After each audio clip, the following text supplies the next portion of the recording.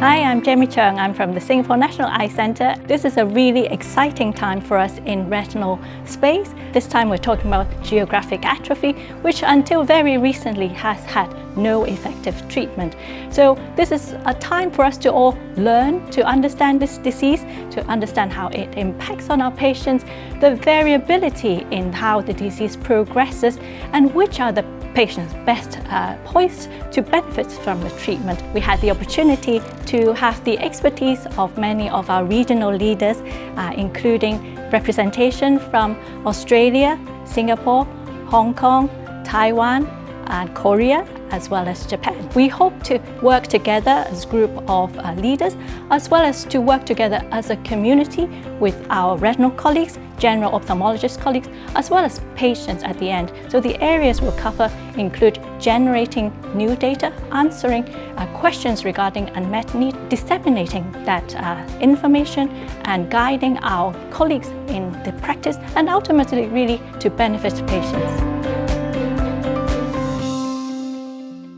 The unmet need right now is to recognize the patients with geographic atrophy. This is a condition that affects predominantly the elderly population. So one key, very urgent unmet need is actually to find these patients, because most of them may not even be coming to the eye clinic and are suffering in the community. This is a very active area of research and still evolving.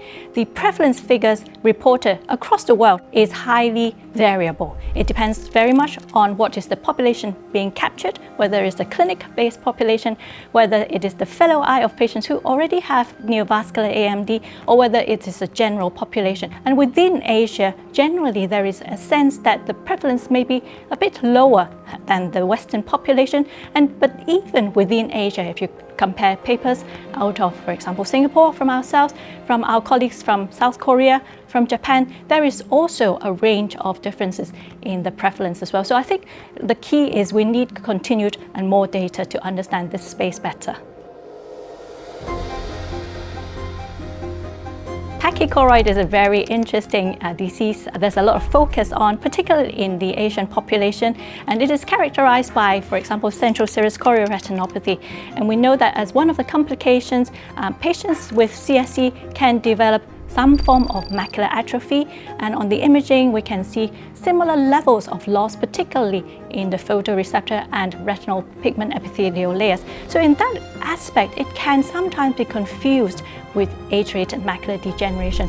So some of the key features to look out for, of course, if there is drusen that is more towards the AMD spectrum, if we look at other features such as the choroidal morphology, as well as the general FAF autofluorescence pattern, some of these will highlight that there may be previous central serous chorioretinopathy, so that can help us differentiate this group.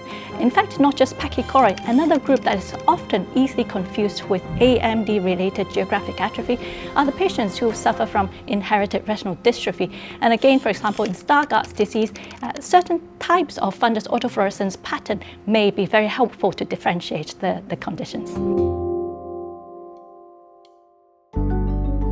Progression is a key area of focus, because the current therapies are able to slow down the progressions. We have found that the Asian population tend to grow slower than the Western population. Again, amongst our Asian population, there are still fast progressor.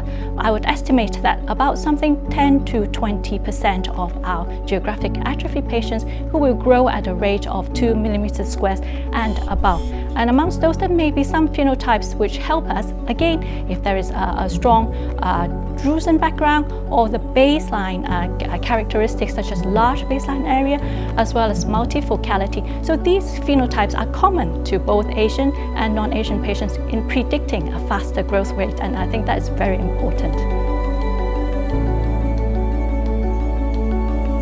Look out for geographic atrophy.